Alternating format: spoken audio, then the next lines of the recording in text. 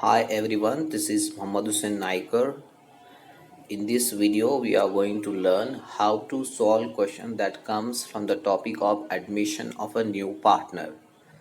ಈ ಒಂದು ವಿಡಿಯೋದಲ್ಲಿ ನಾವು ಅಡ್ಮಿಷನ್ ಆಫ್ ಅ ಪಾರ್ಟ್ನರ್ಗೆ ಸಂಬಂಧಿಸಿದಂಥ 12 ಮಾರ್ಕ್ಸ್ ಕ್ವಶನನ್ನು ಸಾಲ್ವ್ ಮಾಡೋಣ. ಇದರಲ್ಲಿ ಫ್ರಮ್ ದ ವೆರಿ ಬೇಸಿಕ್ಲಿಂದ ನಾನು ನಿಮಗೆ ಕಲಿಸ್ತೀನಿ. ಯಾರು ಇದಕ್ಕಿಂತ ಮುಂಚೆ ಇದ್ರ ಬಗ್ಗೆ ಕ್ಲಾಸಸ್ಸನ್ನು ಅಟೆಂಡ್ ಮಾಡಿಲ್ಲ, ಏನೂ ತಿಳಿದಿಲ್ಲ, ಅವರು ಕೂಡ ಈ ವಿಡಿಯೋನ ವಾಚ್ ಮಾಡಿ. ಯಾರು ಈಗಾಗಲೇ ಈ ಪ್ರಾಬ್ಲಮ್ಸ್ಗಳನ್ನ ಸಾಲ್ವ್ ಮಾಡಿದ್ರು ಅವರು ಕೂಡ ಈ ವಿಡಿಯೋನ ನೋಡ್ಬೋದು. ನಾವು from the very basic to the advance level ಮಟ್ಟ ಹೋಗೋಣ. ಯಾವ ರೀತಿ ಕ್ವಶನ್ಸ್ಗಳು ಬರುತ್ತೆ, ಯಾವ ರೀತಿ ಡಿಫ್ರೆಂಟ್ ಅಡ್ಜಸ್ಟ್ಮೆಂಟ್ ಬಂದಾಗ ಯಾವ ರೀತಿ ಸಾಲ್ವ್ ಮಾಡಬೇಕು ಅನ್ನೋದನ್ನು ಇಲ್ಲಿ ನೋಡೋಣ. ಫಸ್ಟ್ ಈ ಒಂದು ವಿಡಿಯೋ ಸೀರೀಸ್ನಲ್ಲಿ ಇದು ಫಸ್ಟ್ ವಿಡಿಯೋದಲ್ಲಿ ನಾವು ಬೇಸಿಕನ್ನು ನೋಡೋಣ. ನೆಕ್ಸ್ಟ್ ವಿಡಿಯೋದಲ್ಲಿ ನಾನು ನಿಮಗೆ ಯಾವ ರೀತಿ ಡಿಫ್ರೆಂಟ್ ಅಡ್ಜಸ್ಟ್ಮೆಂಟ್ ಬಂದಾಗ ಯಾವ ರೀತಿ ಸಾಲ್ವ್ ಮಾಡಬೇಕು ಅನ್ನೋದನ್ನು ಕೂಡ ಅದನ್ನು ತೋರಿಸ್ತೀನಿ. ಇಲ್ಲಿ ಅಡ್ಮಿಷನ್ ಆಫ್ ಪಾರ್ಟ್ನರ್ನಲ್ಲಿ ನಾವು ಫಸ್ಟ್ ಮೂರು ಅಕೌಂಟನ್ನು ನಾವು ಬಿಡಿಸಬೇಕು. ಒಂದು ರಿವ್ಯಾಲ್ಯೂಯೇಷನ್ ಅಕೌಂಟ್,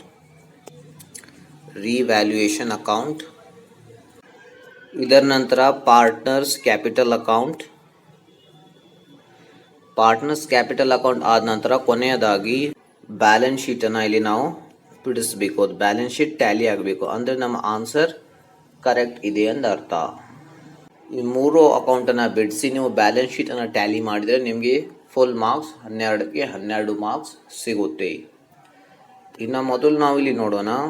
ಇಲ್ಲಿದೆ ಕ್ವಶನ್ ನೋಡಿ. ಕ್ವಶನನ್ನು ಒಂದ್ಸಲ ಓದ್ತೀನಿ, ನೀವು ಕೇರ್ಫುಲ್ ಆಗಿ ನೋಡಿ. A and B are partners in a firm. The balance sheet as on 31st March 2021 was as follows. Balance sheet as on 31st March 2021. Creditors, general reserve, capitals A, B, cash at bank, stock, debtors, investment, furniture, building. ಈ ರೀತಿ amounts ಇದೆ. ಇಲ್ಲಿ assets ಇದೆ, liabilities ಕಾಲಮ್ನಲ್ಲಿ liabilities ಇದೆ. ಇನ್ನು ಅಡ್ಜಸ್ಟ್ಮೆಂಟನ್ನು ಒಂದ್ಸಲ ಓದ್ಕೊಳ್ಳಿ. First adjustment ನೋಡಿ. On 1st April 2021, C is admitted into the partnership on the following terms. ಏನು ಟರ್ಮ್ಸ್ ಆ್ಯಂಡ್ ಕಂಡೀಷನ್ಸ್ ಇವೆ ಅದರಲ್ಲಿ 4 ಅಡ್ಜಸ್ಟ್ಮೆಂಟನ್ನು ಇಲ್ಲಿ ಕೊಡಲಾಗಿದೆ. He brings in 60,000 as his capital, 20,000 towards goodwill for 1/4 share in the future profits. Goodwill is to be withdrawn by the old partners. ನಿಮಗೆ English perfect ಬರದೇ ಇದ್ರೂ ಸಹಿತ ಇಲ್ಲಿ ಕೆಲವೊಂದು ಕೀವರ್ಡ್ಸ್ಗಳನ್ನ ನೀವು ನೋಟಿಸ್ ಮಾಡಿದರೆ ನಿಮಗೆ ಇದು ಅರ್ಥ ಆಗುತ್ತೆ. 60,000 ಆ್ಯಸ್ ಕ್ಯಾಪಿಟಲನ್ನು ಸಿ ಪಾರ್ಟ್ನರ್ ತರ್ತಾ ಇದ್ದಾನೆ. 20,000 ಟುವರ್ಡ್ಸ್ ಗುಡ್ವಿಲ್ ಅಂದರೆ ಗುಡ್ವಿಲ್ಲನ್ನು ತರ್ತಾ ಇದ್ದಾನೆ. ಇನ್ನು ಇಲ್ಲಿ ನೋಡಿ last goodwill is to be withdrawn ಅಂದರೆ ತೆಗೆದುಕೊಳ್ಳು, ಅದು ನಿಮಗೆ ಗೊತ್ತೇ ಆಗುತ್ತೆ. ವಿತ್ ಡ್ರಾನ್ ಅಂದರೆ word by the old partners. ಇದು ಫಸ್ಟ್ ಅಡ್ಜಸ್ಟ್ಮೆಂಟ್ಸನ್ನು ಸರಿಯಾಗಿ ಅರ್ಥ ಮಾಡ್ಕೊಳ್ಳಿ. ಡೆಪ್ರಿಷಿಯೇಟ್, ಅಪ್ರಿಷಿಯೇಟ್ ಇವು ಟರ್ಮ್ಸ್ ಬಗ್ಗೆ ನಿಮ್ಗೆ ಗೊತ್ತಿರುತ್ತೆ. ಡೆಪ್ರಿಷಿಯೇಟ್ ಅಂದರೆ ಅಸೆಟ್ನ ವ್ಯಾಲ್ಯೂ ಕಡಿಮೆ ಆಗಿದೆ, ಅಪ್ರಿಷಿಯೇಟ್ ಅಂದರೆ ಅಸೆಟ್ನ ವ್ಯಾಲ್ಯೂ ಹೆಚ್ಚಿಗೆ ಆಗಿದೆ. ಡೆಪ್ರಿಷಿಯೇಟ್ ಫರ್ನಿಚರ್ ಬೈ 10% ಇದೆ, ಅಂದರೆ 10% ಕಡಿಮೆ ಮಾಡಬೇಕು. ಬ್ಯಾಲೆನ್ಸ್ ಶೀಟ್ನಲ್ಲಿ ಏನು ಒರಿಜಿನಲ್ ವ್ಯಾಲ್ಯೂ ಇದೆಯೋ ಅದರಲ್ಲಿ 10%ಅನ್ನು ಕಡಿಮೆ ಮಾಡಬೇಕು.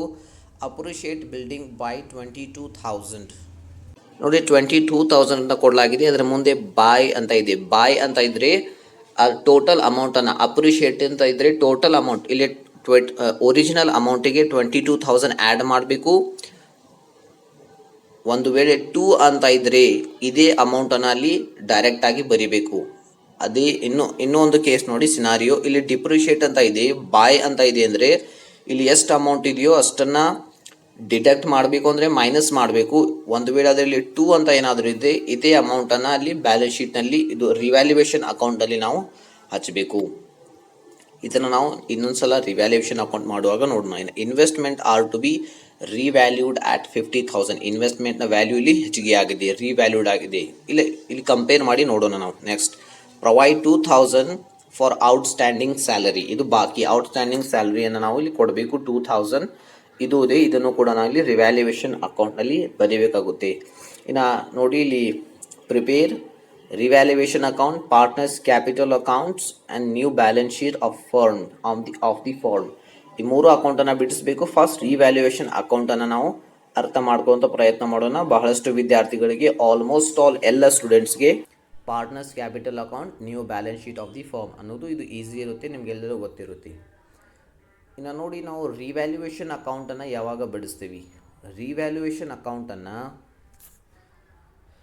ಅಡ್ಮಿಷನ್ ಒಬ್ಬ ಪಾರ್ಟ್ನರ್ ಹೊಸ ಪಾರ್ಟ್ನರ್ ಏನಾದರೂ ಅಡ್ಮಿಟ್ ಆದರೆ ಅವಾಗ ನಾವು ಒಂದು ರಿವ್ಯಾಲ್ಯೂಯೇಷನ್ ಅಕೌಂಟನ್ನು ಬಿಡಿಸ್ತೀವಿ. ಏಕೆಂದರೆ ಅಲ್ಲಿರುವಂಥ ಆ ಒಂದು ಹೊಸ ಪಾರ್ಟ್ನರ್ ಒಂದು ಕಂಪನಿಗೆ ಅಥವಾ ಒಂದು ಫರ್ಮ್ಗೆ ಅಡ್ಮಿಟ್ ಅಥವಾ ಜಾಯಿನ್ ಆಗೋದಕ್ಕಿಂತ ಮೊದಲು ಅಲ್ಲೇನು ಅಸೆಟ್ಗಳು ಮತ್ತು ಲಯಬಿಲಿಟಿ ಇದೆಯೋ ಅದರ ಬೆಲೆ ಅಷ್ಟೇ ಇದೆಯೋ, ಏನಾದರೂ ಅವುಗಳಲ್ಲಿ ಅದರ ವ್ಯಾಲ್ಯೂಸ್ನಲ್ಲಿ ಏನಾದರೂ ಬದಲಾವಣೆ ಆಗಿದೆಯೋ ಅದನ್ನು ನಾವು ಸರಿಯಾಗಿ ಕಂಡುಹಿಡಲಿಕ್ಕೆ ರಿವ್ಯಾಲ್ಯೂಯೇಷನ್ ಅಕೌಂಟನ್ನು ಬಿಡಿಸ್ತೀವಿ.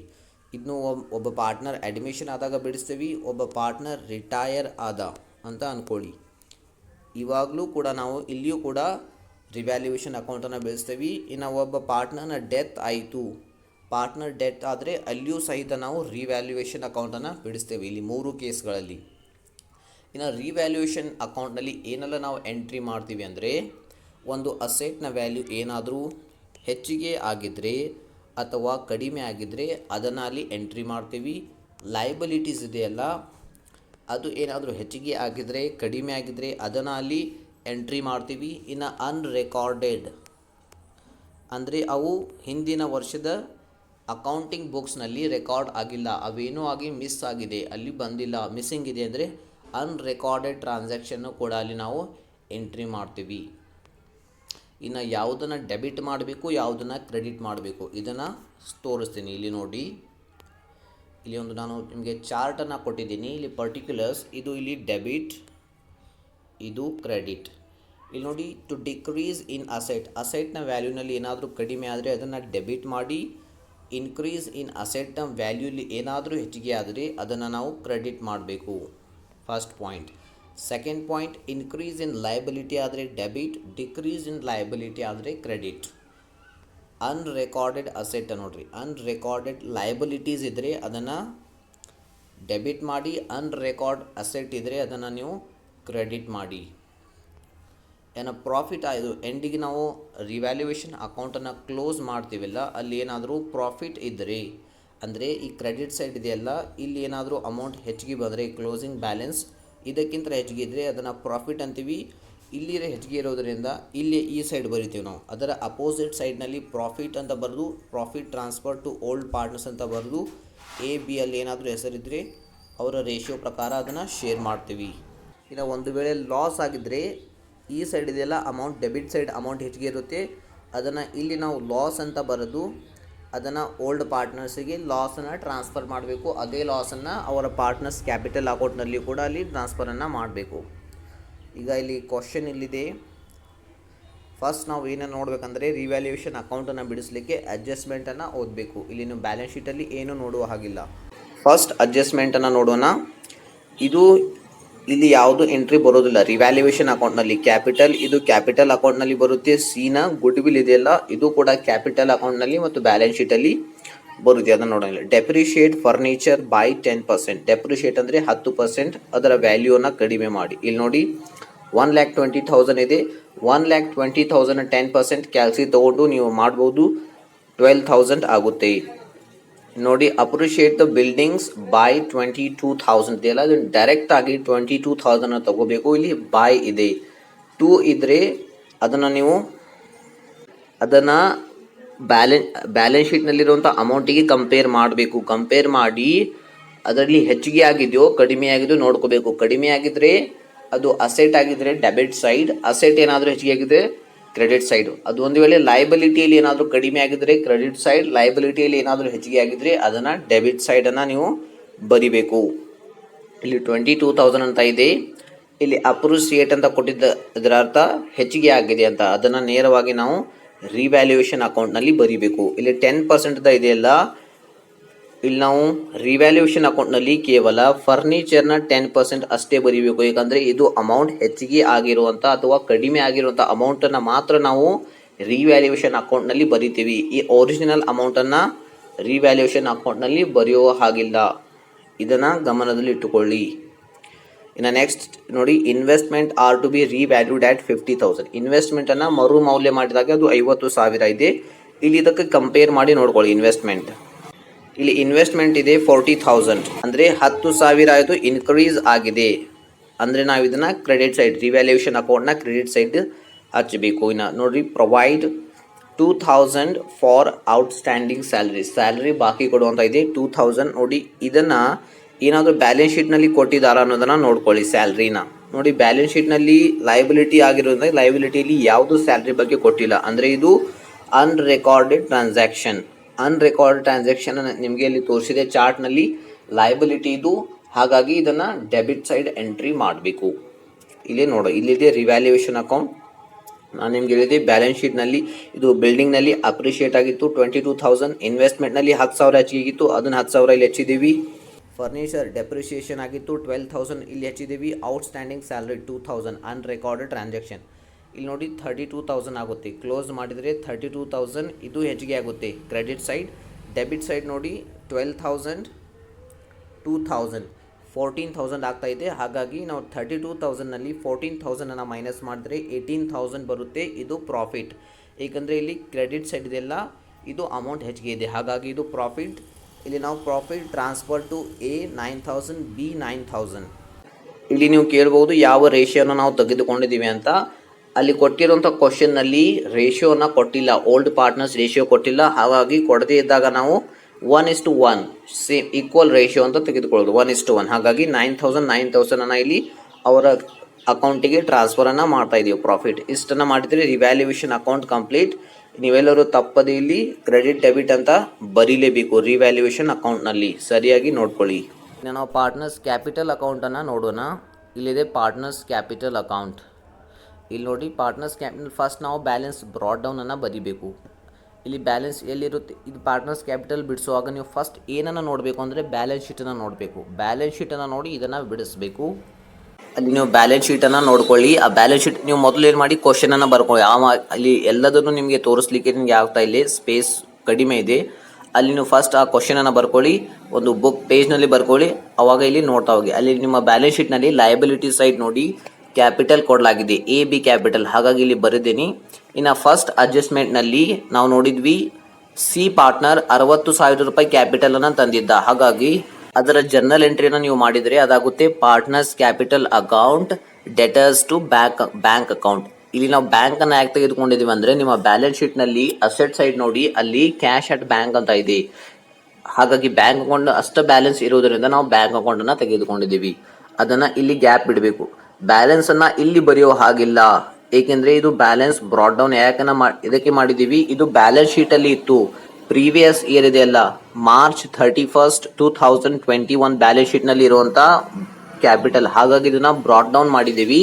ಇದು ಈಗ ಹೊಸದಾಗಿ ಬಂದಿರುವಂಥ ಕ್ಯಾಪಿಟಲ್, ಹಾಗಾಗಿ ಇದಕ್ಕೆ ಸಪರೇಟ್ ಎಂಟ್ರಿಯನ್ನು ಹಾಕಿ ಬ್ಯಾಂಕ್ ಅಕೌಂಟ್ ಅಂತ ಹಾಕಬೇಕು. ಒಂದು ವೇಳೆ ಅಲ್ಲಿ ಕ್ಯಾಶ್ ಅಂತ ಇದ್ರೆ ಬ್ಯಾಲೆನ್ಸ್ ಶೀಟ್ನಲ್ಲಿ ಕ್ಯಾಶ್ ಅಕೌಂಟ್ ಅಂತ ಹಾಕಿ ಇಲ್ಲಿ ಸಪರೇಟ್ ಅದನ್ನು ನೆಕ್ಸ್ಟ್ ಎಂಟ್ರಿನಲ್ಲಿ ಬರಿಬೇಕು. ಈ ರೀತಿ ನಾನು ಇಲ್ಲಿ ಬರೆದೇನೆ. ನೆಕ್ಸ್ಟ್ ಇನ್ನು ನೋಡಿ ಸಿ ಪಾರ್ಟ್ನರ್ ಗುಡ್ ವಿಲ್ ಅನ್ನು ತಂದಿದ್ದಾನೆ 20,000 ರೂಪೀಸ್, ಅದನ್ನು ನಾವು ಇಲ್ಲಿ ಶೇರ್ ಮಾಡ್ತಾ ಇದ್ದೀವಿ 1:1 ರೇಷಿಯೋ, ನಿಮಗೆ ಗೊತ್ತಿದೆ 10,000 10,000. ಇನ್ನು ಅದೇ ಫಸ್ಟ್ ಅಡ್ಜಸ್ಟ್ಮೆಂಟ್ನಲ್ಲಿ ಕೊಡಲಾಗಿತ್ತು, ಆ ಒಂದು ಗುಡ್ ವಿಲ್ ಅನ್ನು ವಿತ್ಡ್ರಾ ಮಾಡಲಾಗಿದೆ. ಹಾಗಾಗಿ ಅದೇ ಟ್ರಾನ್ಸಾಕ್ಷನ್ ನಾವಿಲ್ಲಿ ಬ್ಯಾಂಕ್ ಅಕೌಂಟ್ ಅಂತ ಬರೋದು, ಏಕೆಂದರೆ goodwill account debtors to partners capital bank account debtors to ಅದು ಪಾರ್ಟ್ನರ್ಸ್ ಕ್ಯಾಪಿಟಲ್ ಅಕೌಂಟ್ಗೆ ಹೋಗ್ತದೆ, ಕ್ರೆಡಿಟ್ ಆಗ್ತದೆ. ಹಾಗಾಗಿ ಇಲ್ಲಿ ಬ್ಯಾಂಕ್ ಅಕೌಂಟ್ ಅಂತ ಬರೆದು 10,000 ವಿತ್ಡ್ರಾ ಆಗಿದೆ. ವಿತ್ಡ್ರಾ ಆಗಿದೆ ಅಂದರೆ ಅದನ್ನು ಡೆಬಿಟ್ ಸೈಡ್ ಬಡಿಬೇಕು ಪಾರ್ಟ್ನರ್ಸ್ ಕ್ಯಾಪಿಟಲ್ ಅಕೌಂಟ್ನಲ್ಲಿ, ಮತ್ತು ಅದನ್ನು ಬ್ಯಾಲೆನ್ಸ್ ಶೀಟ್ನಲ್ಲಿ ಎಂಟ್ರಿ ಮಾಡುವ ಹಾಗಿಲ್ಲ. ಇನ್ನು ಮತ್ತೇನು ಉಳಿಯಿತು, ಬ್ಯಾಲೆನ್ಸ್ ಶೀಟನ್ನು ನೋಡಬೇಕು. ಅಗೈನ್ ಬ್ಯಾಲೆನ್ಸ್ ಶೀಟನ್ನು ನೋಡಿ. ಬ್ಯಾಲೆನ್ಸ್ ಶೀಟ್ನಲ್ಲಿ ಇನ್ನೂ ಒಂದು ಅಲ್ಲಿ ಜನರಲ್ ರಿಸರ್ವ್ ಅಂತ ಇತ್ತು ಲಯಬಿಲಿಟಿ ಸೈಡ್, ಅದು ಜನರಲ್ ರಿಸರ್ವ್ ಪ್ರೀವಿಯಸ್ ಇಯರ್ದು ಆಗಿರೋದರಿಂದ ಈಗ ಹೊಸದಾಗಿ ಬಂದಿರುವಂಥ ಪಾರ್ಟ್ನರನ್ನು ಅದರಲ್ಲಿ ಶೇರನ್ನು ಪಡೆದುಕೊಳ್ಳಲಿಕ್ಕೆ ಅವನಿಗೆ ಹಕ್ಕಿರೋದಿಲ್ಲ. ಹಾಗಾಗಿ ಇದನ್ನು old partner profit sharing ratio ಪ್ರಕಾರ ಹಂಚಬೇಕು. ಇಲ್ಲಿ ಶೇರು 1:1. ಅಲ್ಲಿ ಜನರಲ್ ರಿಸರ್ವ್ ನಿಮ್ಮ ಬ್ಯಾಲೆನ್ಸ್ ಶೀಟ್ನಲ್ಲಿ ಕೊಡಲಾಗಿದೆ 50,000, ಹಾಗಾಗಿ ಇಲ್ಲಿ 25,000 ನಾನು ಇಲ್ಲಿ ಡಿವೈಡ್ ಮಾಡಿ ಹಚ್ಚಿದ್ದೀನಿ. ಇನ್ನು ರಿವ್ಯಾಲ್ಯೂಯೇಷನ್ ಅಕೌಂಟ್ನಲ್ಲಿ ಇನ್ನು ಕೊನೆಯದಾಗಿ ಇವೆಲ್ಲವೂ ನೋಡಿದ ನಂತರ ಬ್ಯಾಲೆನ್ಸ್ ಶೀಟ್ನಲ್ಲಿ ಇರುವಂಥ ಎಲ್ಲದನ್ನ ಹಚ್ಚಿದ ನಂತರ, ಎಲ್ಲದಂದರೆ ಯಾವುದು ಪಾರ್ಟ್ನರ್ಸ್ನ ಕ್ಯಾಪಿಟಲ್ ಅಕೌಂಟ್ಗೆ ಹೋಗುತ್ತೆ ಅದೆಲ್ಲವನ್ನು ಹಚ್ಚಿದ ನಂತರ ರಿವ್ಯಾಲ್ಯೂಯೇಷನ್ ಅಕೌಂಟ್ನಲ್ಲಿ ಪ್ರಾಫಿಟ್ ಆಗಿದೆಯೋ ಅಥವಾ ಲಾಸ್ ಆಗಿದೆಯೋ ಅದನ್ನು ಕೊನೆಯದಾಗಿ ನೋಡಲೇಬೇಕು. ಇಲ್ಲಿ ಪ್ರಾಫಿಟ್ ಆಗಿದ್ದರಿಂದ ಹಾಗಾಗಿ ಇದನ್ನು ಕ್ರೆಡಿಟ್ ಸೈಡ್ ಹಚ್ಚಿದ್ದೀವಿ. ಇನ್ನು ಡೆಬಿಟ್ ಸೈಡ್ ಲಾಸ್ ಆಗಿದೆ, ಅದನ್ನು ಡೆಬಿಟ್ ಸೈಡ್ ಹಚ್ತೀವಿ. ಇನ್ನು ಅಕೌಂಟನ್ನು ಇಲ್ಲಿ ಕ್ಲೋಸ್ ಮಾಡಿ ನೋಡಬೇಕು ಡೆಬಿಟ್ ಸೈಡ್ ಅಮೌಂಟ್ ಹೆಚ್ಚಿಗೆ ಇದೆಯೋ ಅಥವಾ ಕ್ರೆಡಿಟ್ ಸೈಡ್ ಇದೆಯೋ ಅನ್ನೋದನ್ನು. ಇಲ್ಲಿ ಕ್ರೆಡಿಟ್ ಸೈಡ್ ಇದೆ, ಹಾಗಾಗಿ ನಾವು ಇಲ್ಲಿ ಅಕೌಂಟನ್ನು ಕ್ಲೋಸ್ ಮಾಡಿ ಕ್ಲೋಸ್ ಮಾಡಿ ಇಲ್ಲಿ ನೋಡಿ ಬ್ಯಾಲೆನ್ಸ್ ಬ್ರಾಡ್ ಡೌನ್ ಮಾಡಿದ್ದೀವಿ 1,54,000, 1,14,000, 60,000. ನಾವು ಕೊನೆಯದಾಗಿ ನಾವು ಬ್ಯಾಲೆನ್ಸ್ ಶೀಟನ್ನು ನೋಡೋಣ. ದಯವಿಟ್ಟು ಬ್ಯಾಲೆನ್ಸ್ ಶೀಟನ್ನು ಮತ್ತು ಕ್ವಶನನ್ನು ನೀವು ಬರ್ಕೊಳ್ಳಿ ಅದನ್ನು ನೋಡಿ ನೀವು ಇಲ್ಲಿ ಇದನ್ನು ಉತ್ತರವನ್ನು ನೋಡಿದರೆ ನಾನು ಎಕ್ಸ್ಪ್ಲನೇಷನ್ ನೋಡಿದರೆ ನಿಮ್ಗೆ ಅರ್ಥ ಆಗುತ್ತೆ. ಇಲ್ಲದೇ ಇದ್ದರೆ ನೀವು ಕ್ವಶನ್ ನಿಮ್ಮ ಮುಂದೆ ಇಲ್ಲದೇ ಇದ್ದರೆ ನಿಮ್ಗೆ ಅರ್ಥ ಆಗೋದಿಲ್ಲ ಸರಿಯಾಗಿ. ಫಸ್ಟ್ ನೋಡಿ ಕ್ಯಾಶ್ ಅಟ್ ಬ್ಯಾಂಕ್ನಲ್ಲಿ ನಿಮಗೆ ಅಲ್ಲಿ ನಿಮ್ಮ ಬ್ಯಾಲೆನ್ಸ್ ಶೀಟ್ನಲ್ಲಿತ್ತು 50,000. ಈಗ 60,000 ಕ್ಯಾಪಿಟಲನ್ನು ಬ್ಯಾಂಕ್ ಅಕೌಂಟ್ ಮೂಲಕ ಸಿ ಪಾರ್ಟ್ನರ್ ತಂದಿದ್ದಾನೆ. ಅದನ್ನು ಇಲ್ಲಿ ಆ್ಯಡ್ ಮಾಡಿ 1,10,000 ಮಾಡಬೇಕು. ಅಲ್ಲಿ ಬ್ಯಾಂಕ್ ಬ್ಯಾಲೆನ್ಸ್ ಎಷ್ಟಾಯಿತು 1,10,000. ಇದರ ಬೇಕಾದರೆ ನೀವು ಸಪರೇಟಾಗಿ ಒಂದು ವರ್ಕಿಂಗ್ ನೋಟನ್ನು ಮಾಡ್ಕೋಬಹುದು. ಇನ್ನು ಸ್ಟಾಕ್ ನೋಡಿ, ಸ್ಟಾಕ್ನಲ್ಲಿ ಏನೂ ಚೇಂಜ್ ಆಗಿಲ್ಲ. ಇದು ನಿಮ್ಮ ಬ್ಯಾಲೆನ್ಸ್ ಶೀಟ್ನಲ್ಲಿ ಇತ್ತು, ಅದನ್ನು ಇಲ್ಲಿ ನಾವು ಹಚ್ಚಿದ್ದೀವಿ ಅಸೆಟ್. ಇಲ್ಲಿ ಬ್ಯಾಲೆನ್ಸ್ ಶೀಟನ್ನು ಬಿಡಿಸುವಾಗ ಅಸೆಟ್ನಲ್ಲಿ ನೀವು ಅಸೆಟನ್ನು ಕಂಡುಹಿಡಿಯುವಾಗ ನಿಮ್ಮ ಓಲ್ಡ್ ಬ್ಯಾಲೆನ್ಸ್ ಶೀಟ್ ಇದೆಯಲ್ಲ ಅದರ ಅಸೆಟ್ನಲ್ಲಿ ನೀವು ನೋಡಬೇಕು. ಡೆಟರ್ಸನ್ನು ನೋಡಿ, ಅಲ್ಲಿಯೂ ಏನು ಡೆಟರ್ಸ್ ಕೊಡಲಾಗಿದೆ ಅದಕ್ಕೆ ಸಂಬಂಧಿಸಿದಂಥ ಯಾವುದೇ ಅಡ್ಜಸ್ಟ್ಮೆಂಟ್ ಇಲ್ಲ. ಹಾಗಾಗಿ ಅದನ್ನು 40,000 ಆ್ಯಸ್ ಇಟ್ ಈಸ್ ಹಚ್ಚಿ. ನೆಕ್ಸ್ಟ್ ಇನ್ವೆಸ್ಟ್ಮೆಂಟ್ ಇದೆ, ಅದನ್ನು 40,000 ಅಲ್ಲಿ ನೋಡಿದ್ವಿ, ಅದರ 10,000 ವ್ಯಾಲ್ಯೂ ಹೆಚ್ಚಿಗೆ ಆಗಿದೆ. ಹಾಗಾಗಿ ಆ್ಯಡ್ ಅಂತ ಬರೋದು, ರಿವ್ಯಾಲ್ಯೂಡ್ ಅಂತ ಬರೀರಿ ಅಥವಾ ಅಪ್ರಿಸಿಯೇಷನ್ ಅಂತ ಬರೋದು. ಈ 10,000 ಆ್ಯಡ್ ಮಾಡಿ ಇಲ್ಲಿ ಕಾಲಮ್ನಲ್ಲಿ ಅಮೌಂಟ್ ಕಾಲಮ್ನಲ್ಲಿ 50,000 ಬರೀಬೇಕು. ಅದೇ ರೀತಿ ಫರ್ನಿಚರ್ ಇದೆ 1,20,000 ಲೆಸ್ ಅಂತ ಬರೀರಿ, ಏಕೆಂದರೆ ಡಿಪ್ರಿಸಿಯೇಷನ್ ಆಗಿದೆ. 12,000 ಅಂತ ಬರೆದು 1,08,000. ಇದು 12,000 10,000 ನಿಮ್ಗೆ ಎಲ್ಲಿ ಸಿಗುತ್ತೆ ಅಂದರೆ ಇದನ್ನು ರಿವ್ಯಾಲ್ಯೂಯೇಷನ್ ಅಕೌಂಟ್ನಲ್ಲಿ ಇದನ್ನೆಲ್ಲ ನಾವು ಡೆಬಿಟ್ ಸೈಡ್ ಬರೆದಿದ್ದೇವೆ, ಅಲ್ಲಿ ನೋಡಿ ಸಿಗುತ್ತೆ.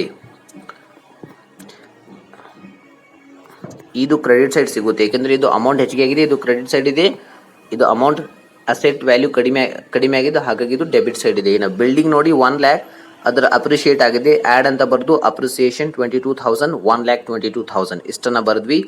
ಇಲ್ಲಿಗೆ ಇನ್ನು ಬ್ಯಾಲೆನ್ಸ್ ಶೀಟ್ನಲ್ಲಿ ಮುಗಿದ ನಂತರ ಅಡ್ಜಸ್ಟ್ಮೆಂಟ್ನಲ್ಲಿ ನೋಡಬೇಕು ನೀವು ಯಾವುದಾದ್ರೂ ಅನ್ರೆಕಾರ್ಡೆಡ್ ಅಸೆಟ್ ಇದೆಯಾ ಅಂತ. ಅಲ್ಲಿ ಯಾವುದು ಅನ್ರೆಕಾರ್ಡೆಡ್ ಅಸೆಟ್ ಇಲ್ಲ, ಒಂದೇ ಒಂದು ಅನ್ರೆಕಾರ್ಡೆಡ್ ಲಯಬಿಲಿಟಿ ಇತ್ತು. ಅಂದರೆ ಅನ್ರೆಕಾರ್ಡೆಡ್ ಅಂದರೆ ಅದು ಪ್ರೀವಿಯಸ್ ಬ್ಯಾಲೆನ್ಸ್ ಶೀಟ್ನಲ್ಲಿ ಇಲ್ಲ, ಪ್ರೀವಿಯಸ್ ಇಯರ್ ಬ್ಯಾಲೆನ್ಸ್ ಶೀಟ್ನಲ್ಲಿ ಅದನ್ನು ಅನ್ರೆಕಾರ್ಡೆಡ್ ಅಂತೀವಿ. ನೆಕ್ಸ್ಟ್ ನೋಡಿ ನಿಮ್ಮ ಬ್ಯಾಲೆನ್ಸ್ ಶೀಟ್ನಲ್ಲಿ ಲಯಬಿಲಿಟಿ ಸೈಡ್ ಕ್ರೆಡಿಟರ್ಸ್ ಅಂತ ಇದೆ, ಅದಕ್ಕೆ ಯಾವುದೂ ಅಡ್ಜಸ್ಟ್ಮೆಂಟ್ ಇಲ್ಲ, 1,50,000 as it is. Outstanding salary ಇದೆಯಲ್ಲ ಇದು ನಿಮ್ಮ ಬ್ಯಾಲೆನ್ಸ್ ಶೀಟ್ನಲ್ಲಿ ಇಲ್ಲ, ಪ್ರೀವಿಯಸ್ ಇಯರ್ ಬ್ಯಾಲೆನ್ಸ್ ಶೀಟ್ನಲ್ಲಿ ಇಲ್ಲ, ಅಂದರೆ ಅದು ಅನ್ರೆಕಾರ್ಡೆಡ್ ಲಯಬಿಲಿಟಿ. ಅದನ್ನು ನಾವು ರಿವ್ಯಾಲ್ಯೂಯೇಷನ್ ಅಕೌಂಟ್ನಲ್ಲಿ ಡೆಬಿಟ್ ಸೈಡ್ ಬರೀದೇವಿ, ಅದನ್ನು ನಾವು ಲಯಬಿಲಿಟೀಸ್ ಅಲ್ಲಿ ಬ್ಯಾಲೆನ್ಸ್ ಶೀಟ್ನಲ್ಲಿ ಲಯಬಿಲಿಟಿ ಸೈಡ್ ಬರೀಬೇಕು 2,000.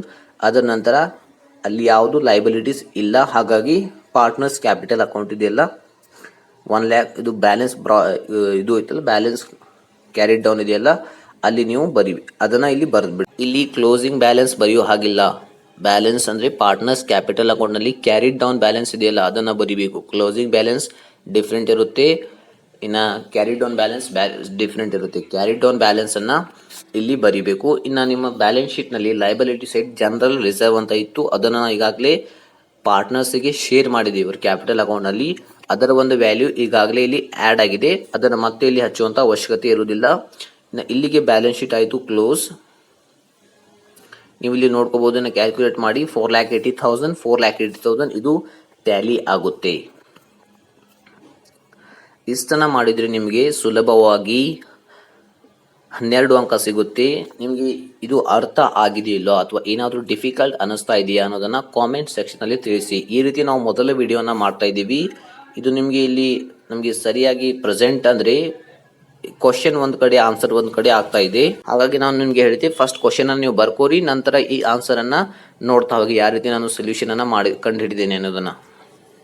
ನಿಮಗೆ ಇಲ್ಲಿ ಏನಾದರೂ ಡಿಫಿಕಲ್ಟ್ ಅನ್ನಿಸಿದ್ರೆ ಕಾಮೆಂಟ್ ಸೆಕ್ಷನಲ್ಲಿ ತಿಳಿಸಿ, ನಾನು ನಿಮಗೆ ರಿಪ್ಲೈ ಮಾಡ್ತೀನಿ. ಮತ್ತು ಇನ್ನೂ ನಾವು ಯಾವ ರೀತಿ ಅದನ್ನು ಇಂಪ್ರೂವ್ ಮಾಡಿ ಪ್ರೆಸೆಂಟ್ ಮಾಡ್ಬೋದು, ಇಲ್ಲಿ ನಿಮ್ಗೆ ಏನಾದರೂ ಅರ್ಥ ಮಾಡ್ಕೊಳ್ಳಿಕ್ಕೆ ಏನಾದರೂ ಡಿಫಿಕಲ್ಟ್ ಆಗ್ತಾ ಇದೆಯಾ, ಏನಾದರೂ ಪ್ರಾಬ್ಲಮ್ ಬರ್ತಾ ಇದೆಯಾ ಅನ್ನೋದನ್ನು ನಿಮಗೆ ಕಾಮೆಂಟ್ ಸೆಕ್ಷನಲ್ಲಿ ತಪ್ಪದೇ ತಿಳಿಸಿ. ಈ ಒಂದು ವಿಡಿಯೋ ನಿಮಗೆ ಇಷ್ಟ ಆಗಿದ್ರೆ ಲೈಕ್ ಮಾಡಿ, ಶೇರ್ ಮಾಡಿ ಮತ್ತು ಈ ವಿಡಿಯೋನ ತಪ್ಪದೇ ಪ್ರತಿಯೊಬ್ಬ ಕಾಮರ್ಸ್ ವಿದ್ಯಾರ್ಥಿಗೆ ಶೇರ್ ಮಾಡಿ. ನಾವು ನಿಮಗಾಗಿ ಇಷ್ಟೊಂದು ಎಫರ್ಟನ್ನು ಹಾಕಿ ಈ ವಿಡಿಯೋನ ಮಾಡ್ತಾ ಇದ್ದೀವಿ.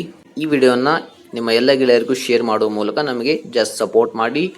ಈ ಒಂದು ವಿಡಿಯೋ ನೋಡಿದ್ದಕ್ಕಾಗಿ ನಿಮ್ಮೆಲ್ಲರಿಗೂ ಧನ್ಯವಾದಗಳು. ಇದರ PDF ನಿಮಗೆ ನಮ್ಮ ಟೆಲಿಗ್ರಾಮ್ ಚಾನಲಲ್ಲಿ ಸಿಗುತ್ತೆ, ಅದರ ಲಿಂಕ್ ಡಿಸ್ಕ್ರಿಪ್ಷನ್ ಬಾಕ್ಸ್ನಲ್ಲಿದೆ ಮತ್ತು ಕಾಮೆಂಟ್ ಸೆಕ್ಷನಲ್ಲಿದೆ, ಅಲ್ಲಿಂದ ನೀವು ಜಾಯಿನ್ ಆಗಬಹುದು. ಈ ಒಂದು ವಿಡಿಯೋ ನೋಡಿದ್ದಕ್ಕಾಗಿ ಧನ್ಯವಾದಗಳು.